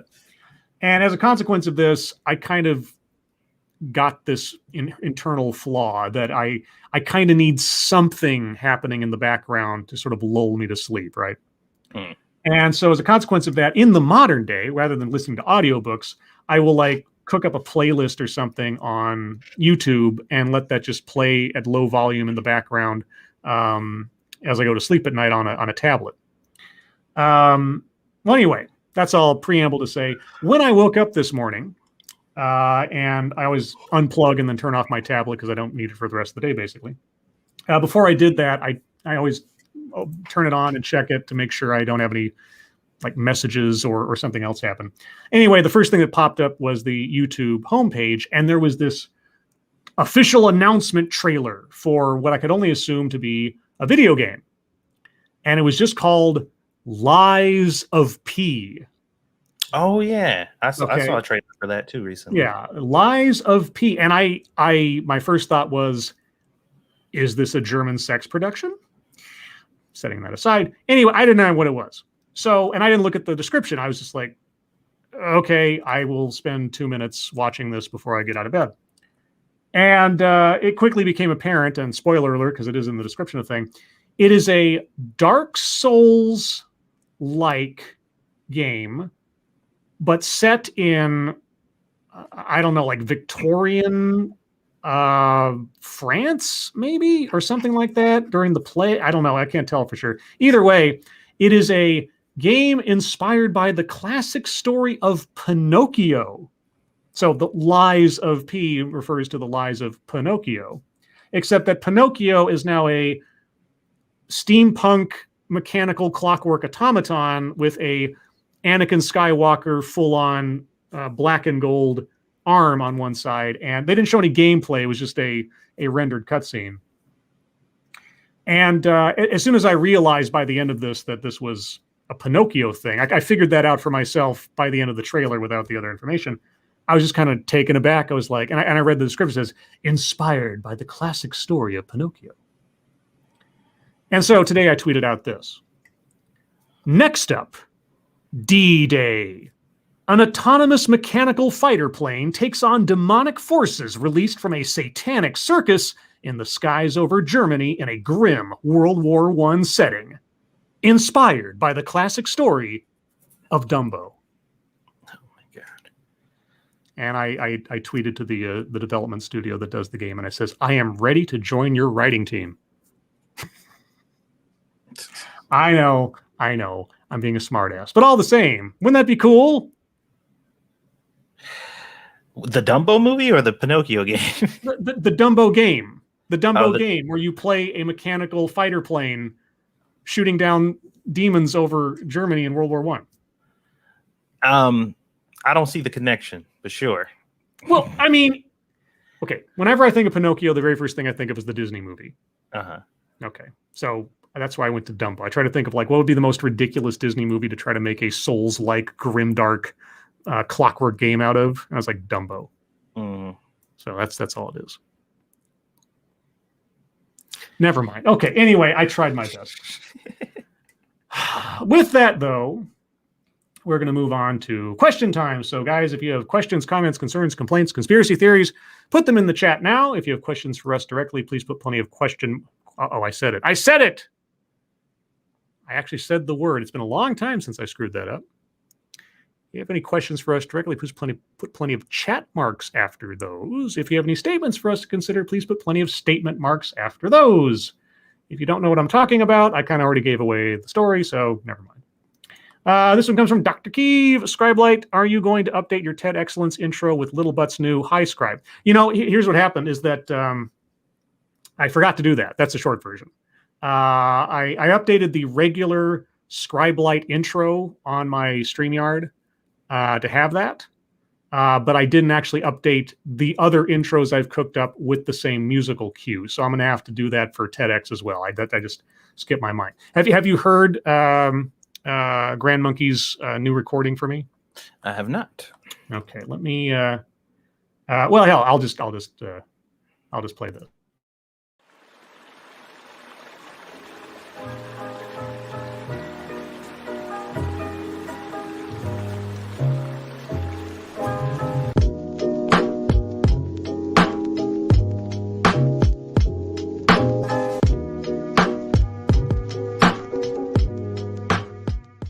Hi, Scribe. There you go. Yeah, I know. It's just Monkey sent that over Twitter the other day, and I was just like, oh, my heart just started aching. Oh, Grand Monkey, she's grown up so much. Anyway, so yeah, I have to go back and edit in the new High Scribe from the old one. I just forgot to do that this time. Red Chaos Tree, what's a non-mechanical plane? No, an autonomous mechanical plane. Like you are playing a robot plane. That's the thing. It's going to have its own person. It's a living mechanism kind of thing. That's the whole sort of magical grimdark deal. Yeah, so it's not that a plane's mechanical. That's not the magical part. It's that it's its own thing. Let's see. Sean Uli, Scribelite, Hank Guam tipping over Johnson is the absolute dumbest. I don't. Oh, right. There was that guy. Yeah, Guam tipping over. Yeah, wouldn't the island tip over? Because he didn't know that islands extend into the ocean. They just kind of float there, he thought. That was pretty stupid. I'll give you that. But I think Gomert has a longer record of amazingly dumb statements, but that might just be me. Let's see. Who's next? Resolute Germ. Scribe, damn it. You made me remember Strange Days, and I had to buy it off eBay. Buy it off eBay? Is it that hard to find now? I fortunately have it on DVD. I will see. I've got a copy on the old school widescreen VHS, which I can't play anymore because I don't have a VHS. Well, I do actually have a VCR. It's just not hooked up to anything. I'm not sure I can hook it up to anything. And but I do have it on DVD, and love that movie. Love that movie. The sort of noir stuff, the world building, the sort of moment in time. I mean, looking at it now, since the whole plot is based around the turn of the century to 2000 and what they speculated the world was going to look like around then. Some of the things are not so far off, at least visually, like what Los Angeles looks like. But obviously the technology and things wasn't there. But they didn't really go hard sci-fi, so it's just like the real world just upped a little bit. So it wasn't that bad. You could still get away with it. Let's see. Advocatus Diaboli. But if I'm controlling it, is it autonomous? Now you're taking on the role of the autonomous plane, just like you would in any video game. See, that's the thing. And there'd be a whole like weird backstory as to why it's autonomous, because it's all like, he's fighting demons and stuff. So where do you think he came from? I don't know. Like I said, I haven't thought up the whole thing yet. I need that development studio to contact me so I can talk to them about working on now. But here's the other thing too. I don't know, honestly, if Dumbo is something you could do a story on. I don't know if the story of Dumbo is public domain or if that was some exclusive Disney thing that they own all rights to. Because Pinocchio is a whole separate thing. I mean, that's like you can go off of the classic story, and I think that's definitely gone public domain. But Dumbo, I don't know if that's not Disney's own creation. So, Cannibalistic Wizard, would you love a Monster Man? Not knowing what you mean by Monster Man, I don't know. Satsu, do you know what a Monster Man is, or that reference?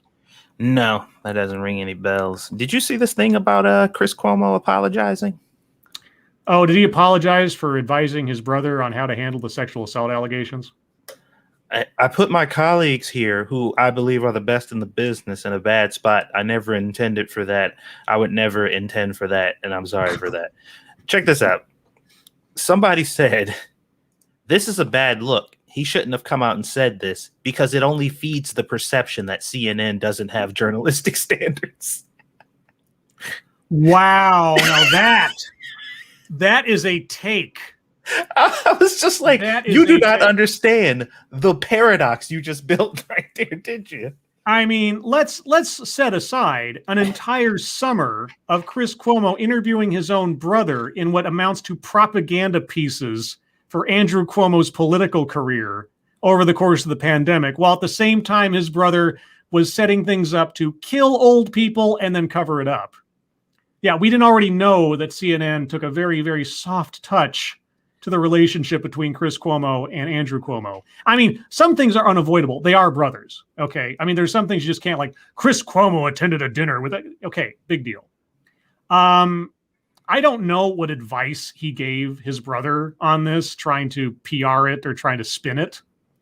It was definitely ill-advised, given his role as a quote-unquote journalist and supposed to have some separation from these things. I don't know what ethical standards or otherwise were damaged. I don't know what kind of advice he gave his brother. Again, it's kind of a gray area. I mean, if your brother calls you for advice and your brother just happens to be the governor, do you have to tell him, nah, brah, can't? I mean, if you have journalistic integrity, I would imagine. I mean, like I said, I mean, I'm not trying to defend Chris Cuomo here if he did something goofy, and I'm definitely not trying to defend Andrew Cuomo. But setting that aside for a moment, the fact that they're brothers, there is an area here where it's like, where does the public's interest and personal privacy begin and end in this one when it comes to two brothers who are high profile, but they're still brothers? That's my only sort of like, is this something that's really a scandal? Or, I mean, I don't know what he did in this instance. If he tried to spin it at his job, like if he was actually reporting on the story and he tried to downplay it, that's different. Well, he literally sat on the show knowing what was going on behind the scenes and just talking like everything was cool. Like, well, that's the thing. That's my question, because supposedly after the whole thing last year, there was some rule at CNN that Chris Cuomo was not allowed to report on his brother anymore. And the allegations of all the sexual harassment stuff didn't come out until late in the game last year. So the only conflict I can think of that would be a kind of scandal is if he reported on Andrew Cuomo's sexual harassment allegations and did so in a dishonest way, or did it at all.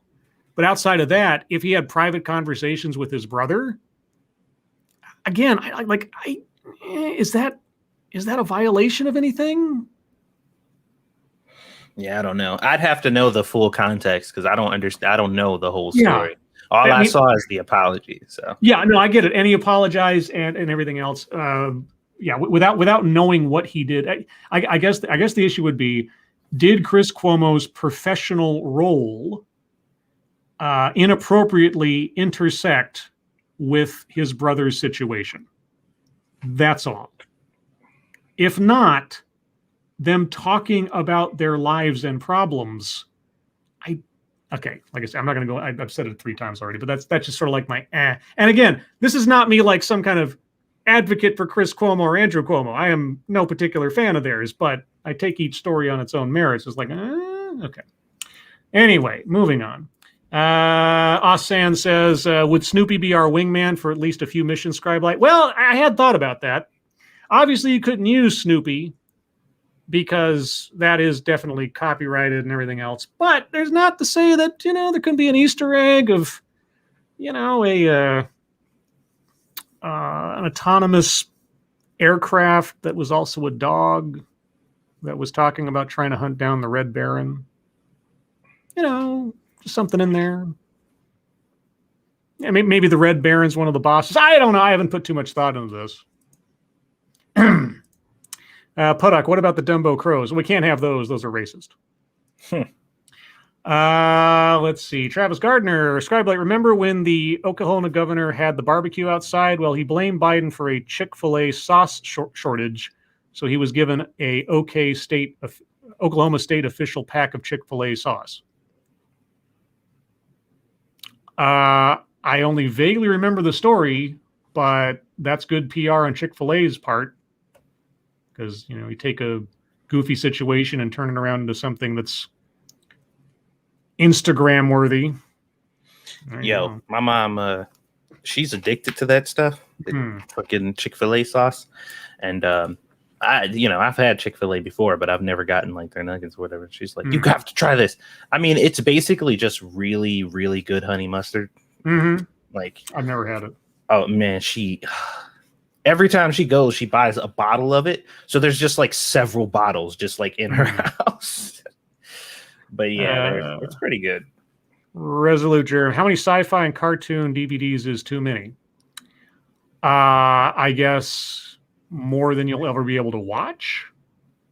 Or fit in wherever you're keeping them. If you can't fit anymore, then you probably got too many. Yeah, if you turn into a hoarder, that might be the problem. Let's see. JB, any of you dudes ever read I Have No Mouth and Must Scream? I've been checking out reviews for it, and it's dark as fuck. I did read it a long time ago. That's Harlan Ellison, and I don't remember it enough to tell you it's good, but then it's also cited over and over and over again as a sci-fi classic and everything, so go for it. I mean, the worst that happens is you don't like it. Yeah. And then, of course, there was the video game version of it that's also sort of a adventure game classic that you can still, I think you can still get a copy of that off of Good Old Games for very cheap. Thank you, Ebony Williams, for the Super Lemon and Tiny Lime. Super Lemon. I know people say it's a pear. Now, if you have a lemon next to it, it's a lime. Okay, I know what the pear looks like. The pear has like aerobic stuff on. So thank you, Ebony. Let's see. JB says, death is the only true escape from eternal torment dark. LMAO, can't wait to read it. Yeah. Harlan Ellison's an interesting guy. You ever see interviews with him? He's probably one of the crankiest men on the planet. There's this one rant I saw with him where he gets absolutely pissed off regarding people using the phrase, I could care less. Oh. And he's like, it's not I could care less, because if you could care less, that means you couldn't care more. It's I could not care less. I hate it when people do that. And honestly, after hearing that rant, I notice it every time it happens now. And I get kind of irritated. You've jumped on the hate train. I have, yes. Yeah, so if you want to say you do not care about something, you say, I could not or I couldn't care less. It's not I could care less. Let's see. Sibo, Satsu, did you hear that Kentaro Miura passed away, creator of Berserk?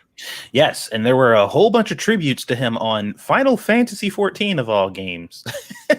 I'm just like, that's kind of interesting. So everybody got into their Dark Knight classes, and they were lining up as tribute in some of the major cities on Final Fantasy XIV, because apparently every character that's been created since Berserk that has a giant sword apparently was influenced by Berserk. So I don't know if that's true, but that seems to be the claim. So yeah, I saw that, and anytime events like that happen on Final Fantasy, it just makes me love the game even more, because, you know, that stuff is cool. Community coming together for stuff like that. But I didn't see Berserk, so I only watched some of it. I didn't see the whole thing. All right. Ebony Williams, worst tasting soda. It's this stuff that is some. So it's got kind of a weird thing, is that it tastes terrible, but you get used to it. And it's some East Coast specialty called Moxie. So if you played Fallout 4 and you go up to Far Harbor and they've got that other drink that's not Nuka-Cola, it's Vim or whatever it's called. Yeah. That is apparently a inside joke takeoff on this drink Moxie, which comes from, I think, Maine or somewhere up there, which is this quasi root beer stuff. And a friend of mine used to have, I forget how he got it. I think he either ordered it online or he found some store that sold it or something. Anyway, he'd always have it around. And the first time I drank, I was like, oh God, what is this? It was absolutely foul, right? Mm-hmm. But after a couple of times having it, you get used to it. And look, I don't want nothing that is so fucking horrible that it takes you time to be like, it's tolerable now. Like, fuck that. The worst thing I've ever, as far as soda or carbonated drinks, is considered, the worst thing I've ever drink. Like, what's the proper term? Is it drank? What? I was about to say drunken. I'm like, that's not the word. Drank? Drank. Yeah. Okay. I'm like, what? Why is my brain like fucking up on this turn? The worst thing I I've don't ever drank. know. Am I supposed to be displaying this thing that you're putting up here? Well, that's the punchline, because I have had LaCroix before, and it doesn't matter what the flavor is. When somebody asked me what LaCroix tastes like, this is the image that pops in my head. Okay. Yeah. If fucking TV Static had a flavor, it would be LaCroix, because that's what the fuck it tastes like. It's the only thing I can think of, because I'm just like, what human being consumes this and enjoys it? Because it literally tastes like you put a can in your mouth and just poured Taser into your mouth. I'm like, what the fuck is this? How do people enjoy this? So yeah, that is definitely the worst carbonated drink I've ever had. Yeah. So anyway, as far as Moxie's concerned, I wouldn't go out of my way to find it and drink it. But at this point, if it was like somebody offered it to me, I would be able to tolerate it. Otherwise, yeah, that at least as far as my instantaneous reaction to something before, that's probably the worst. Yeah, I mean, I've had other things that are terrible to drink, but as far as carbonated things go. Let's see. Brad Young, I hate hearing long story short after a 5-minute story. Yeah, usually what I do is, if you've seen the movie Clue, there's this running gag throughout the thing where somebody's explaining something and they stop and they say, long story short, and everybody in the room goes, too late. I usually do that to myself when I know that I've gone on forever. I say long story short, and then under my breath I'll say too late, because I understand that I'm not actually summarizing anything. So I feel your pain, because I catch myself doing it myself, but I try to at least not pretend like I don't understand that I'm doing it. Well, that reminds me of a post I saw that says, the irony that 90% of the time, whenever somebody says long story short, it's making an already too long story longer. Yeah, exactly. Exactly. If you start out your explanation with long story short, then you've done it correctly. Let's see. Chat jumped, so let me check your logic. Scribe Light, I hate the word de-evolution. Yeah, de-evolved, something like that. I always get between the I could care less and someone who says irregardless. It's like, no, it's not irregardless. It's just regardless. It's the same thing. Irregardless, no. No, it's not a word. It's just regardless. Let's see. Mr. Yes, do you think Steven Crowder would win his lawsuit against YouTube for censoring him? I don't know. I mean, I guess we'll find out. Lawsuits against YouTube to try to figure out where the boundaries are in how much control platforms have in limiting people's ability to express themselves are always kind of sketchy, right? I mean, the fair use thing was the biggest one a few years ago, and I think it was an H3H3 lawsuit, or the lawsuit was brought against them about copyright. And then, of course, there was Sargon of Akkad versus Aquila. What's her name? I just call her crazy bitch. Yeah, and so there are a lot of cases where the stuff happens that end up being sort of precedent for things that hadn't really had to be considered before. And so I don't know. I don't know if he'll win his lawsuit. I don't know the details of it. I'm sure there's a lot of better channels out there that do law analysis that know better about that. So it's possible. But yeah, I mean, the line between how much control YouTube has over its own platform and the fact that this is a free public marketplace of ideas and things, and where does the spirit of the First Amendment end and the actual liability of a private company begin, and on. I don't have the answers, so I guess we'll find out. JB, how come nobody wants there to be a Black Mario? This bothers me somehow. LMAO. Has that ever been I've never heard of somebody making.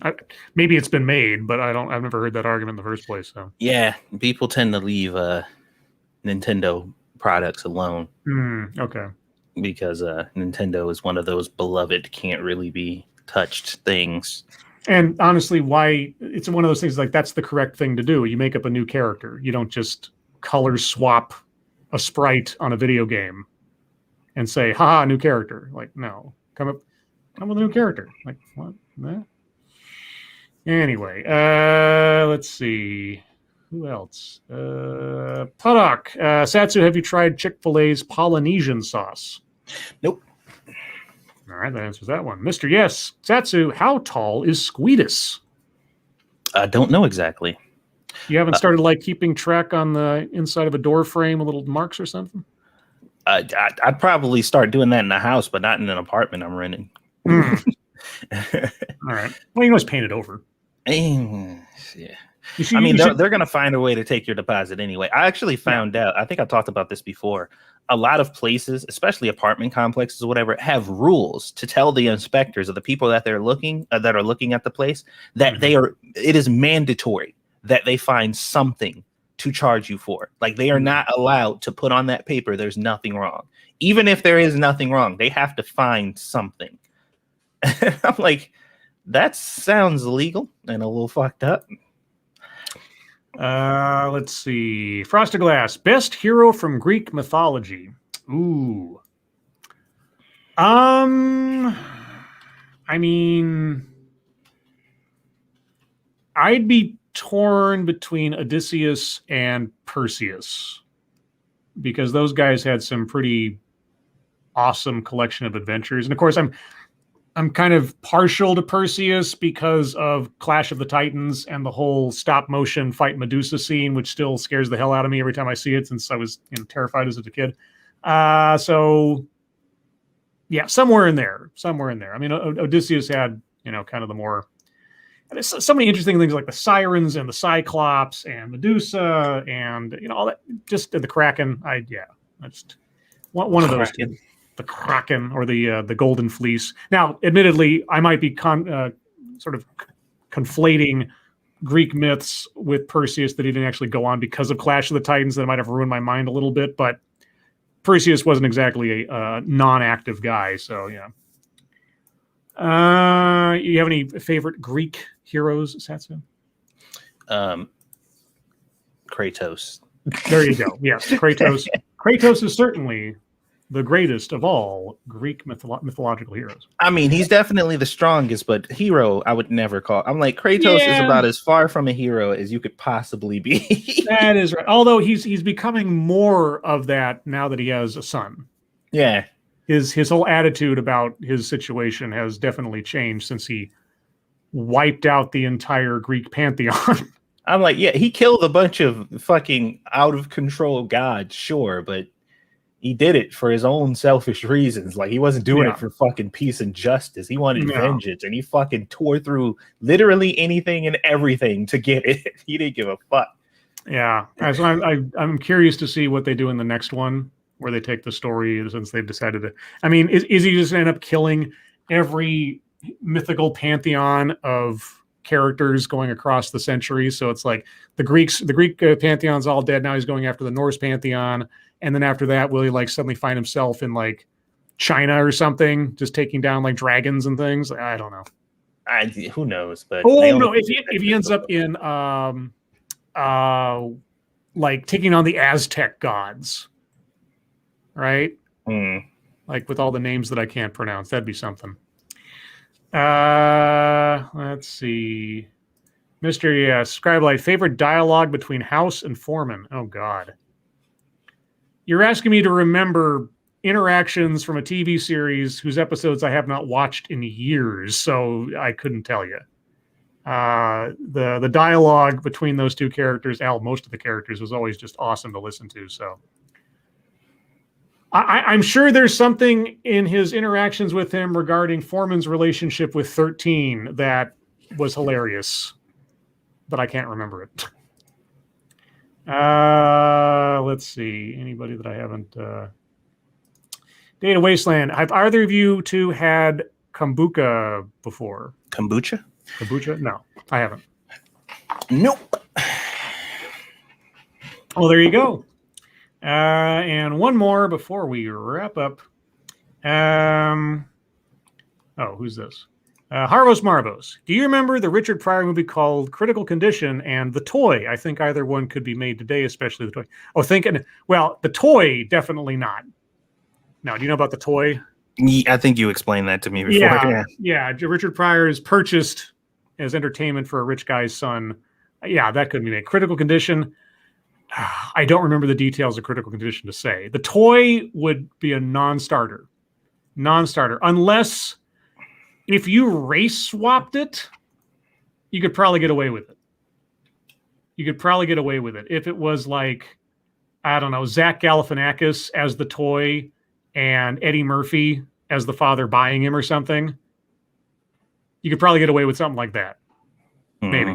But yeah, even then, to glorify a movie that, I mean, people would be finding problems with even rebooting that movie, given the subject matter the first time around. Critical Condition, I honestly don't remember what the plot was, so I couldn't tell you. So I guess that's it. Well, with that, everyone, that is the top of the hour, and that's the end of the show. Thank you all so much for joining us tonight. Really do appreciate it. You guys are the best audience in the whole wide world. Remember, tomorrow night, I will be off of the show, taking a night off. Whether Satsu decides to as well, keep an eye on Twitter, unless you've already made your decision or something right now. We'll see how I'm feeling. Okay, so keep an eye on Twitter tomorrow night, and be sure to check out Satsu's channel. Regardless, links to both our channels, you're already here for this one, so you know that, are in the description. Anything else to mention before we go, Satsu? Follow me over on Twitch now. I'm heading over. I already got the game booted up, and I'll be starting the stream pretty much immediately after this. Once I go to the bathroom and all that stuff. Let me drop the Twitch. And what are you playing on Twitch again? 7 Days to Die. And you guys could you share that into the comments? Because I can't over on StreamYards. What? I put it in the private chat. Oh, you don't have the YouTube thing. So. No, I didn't have it. Oh, okay. Well, in that case, because I thought you should have a wrench here, or at least I think you should.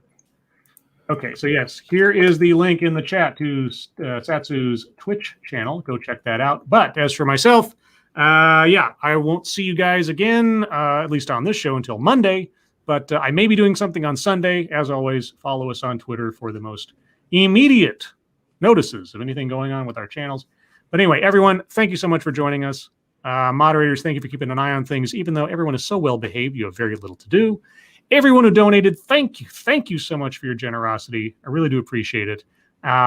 Pre-apologies for anyone who decides to go and watch the TED Excellence, who didn't already. I can't tell you why. You'll just have to find out for yourself. But with that, Satsu, thank you for joining me as always. Yep. Everyone, your lives make us sad, and we will see you. Well, I will see you on Monday. You may see Satsu tomorrow. We'll see. Say bye. Bye.